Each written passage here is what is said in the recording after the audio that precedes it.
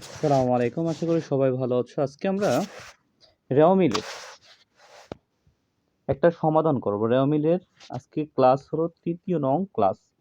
আচ্ছা, কি বলছে ২০১৩ সালের ৩১শে ডিসেম্বর তারিখে নিহা ট্রেডার্সের খতিয়ান উদ্বৃত্তগুলো নিম্নরূপ। খতিয়ানের উদ্বৃত্তগুলো নিচে দেওয়া আছে দুই ভাবে। আচ্ছা, যাক, এই যে তথ্যগুলি আমরা পাইলাম, এগুলি যে তথ্যগুলি দিছে, এইগুলির মাধ্যমে আমাদের কি করতে বলছে? রেওয়ামিল তৈরি করতে বলছে। সেই রেওয়ামিল আমরা তৈরি করব। আচ্ছা, আমরা সকলে জানি রেওয়ামিলের কিছু নির্দিষ্ট নিয়ম আছে। যেমন রেওয়ামিলের 5টা ঘর, একটা ক্রমিক নং দিতে হবে, তারপর হিসাবের শিরোনাম দিতে হবে, খতিয়ান পৃষ্ঠা, ডেবিট টাকা, ক্রেডিট টাকা দিতে হবে। এই মূল 5টা ঘর তোমাকে অবশ্যই করতে হবে। এই 5টার জন্য নাম্বার আছে তোমাদের। আচ্ছা, এখন আরো কিছু জিনিস আছে। রেওয়ামিলটা কার নামে হচ্ছে? প্রশ্নে লেখা আছে, দেখো কার নামে? নিহা ট্রেডার্স, 31শে ডিসেম্বর 2013 সাল। এই দুইটা জিনিস আমাদের এই রেওয়ামিল করতে লাগবে। দেখো, নিহা ট্রেডার্স নামটা লেখলাম। আমরা কি করতেছি? রেওয়ামিল করতেছি দেখে রেওয়ামিল লিখছি, আর যে তারিখ উল্লেখ আছে সেটা আমরা এখানে লিখছি 31শে ডিসেম্বর 2013 সাল। আচ্ছা, আমাদের একটু লক্ষ্য করতে হবে, এই রেওয়ামিল করার জন্য আমরা যে টেকনিকটা অবলম্বন করব সেটা হলো, দেখো, ডেবিট পাশে আসলে বসে কি? ডেবিট পাশে বসে সম্পদ বসে,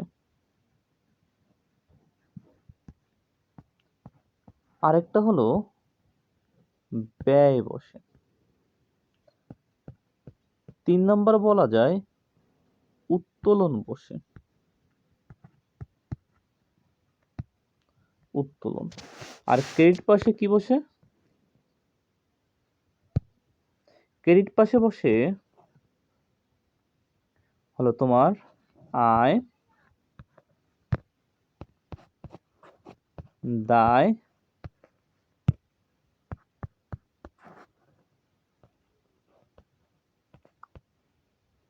মূলধন।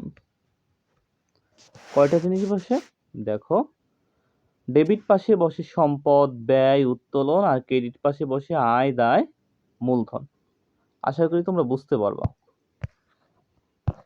এখন উপরের থেকে সকল তথ্য নিয়ে আসব। আয়টা কি? সরি, এখানে ক্রয় বলছে। ক্রয়টা কি?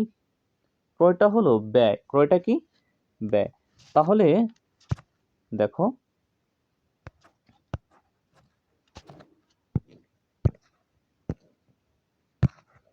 ক্রয়টা যদি ব্যয় হয় কোথায় বসবে? দেখো, এই ক্রয়টা যদি ব্যয় হয়, আমরা জানি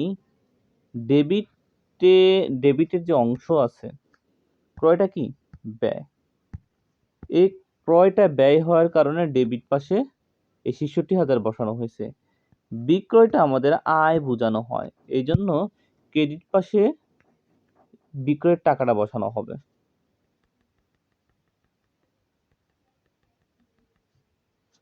তারপর আছে মূলধন। মূলধন আমরা জানি কি ক্রেডিট পাশে বসে, 2,50,000 ক্রেডিট পাশেই বসছে। বেতন 6,500 টাকা আছে, বেতন তোমার জন্য ব্যয়। ব্যয়, এই কারণে 6,500 ডেবিট পাশে বসছে। আমদানি শুল্ক তোমার জন্য ব্যয়, এই কারণে কোথায় বসছে? ডেবিটে বসছে।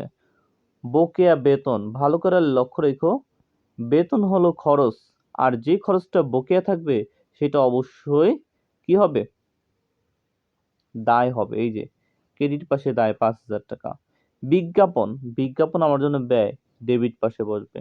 প্রদয়, যত ধরনের প্রদয় আছে, প্রদয় থাকা মানেই ক্রেডিট, প্রদয় থাকা মানেই ক্রেডিট। প্রাপ্য, যত ধরনের প্রাপ্য আছে সকলটাই ডেবিট, সকলটাই ডেবিট। ব্যাংক জমা তোমার জন্য সম্পদ, সম্পদ ডেবিট পাশে বসবে। পাওনাদার তোমার জন্য দায়, দায়টা অবশ্যই ক্রেডিট পাশে বসবে। নগদ তহবিল, সকল তহবিল ক্রেডিট, একমাত্র নগদ তহবিল হলো সম্পদ, এই যে 32,500টা বসছে। ট্রেডমার্ক, ট্রেডমার্ক আমাদের জন্য সম্পদ, সেটা ডেবিট পাশে বসবে। সুনামও আমার জন্য সম্পদ সেটা ডেবিট পাশে বসবে। কিন্তু ব্যাংক জমা অতিরিক্ত, এটা আমার জন্য দায়, কারণ ব্যাংকে আমি যে টাকা রাখছিলাম তার থেকে বেশি উঠিয়েছিলাম। এই জন্য ব্যাংক জমা অতিরিক্তকে দায় বলা হয়। 2,10,000 টাকা দায় হিসেবে এখানে নেওয়া হয়েছে। ডেবিট পাশের টাকা এবং ক্রেডিট পাশের টাকা যদি আমরা বসাই,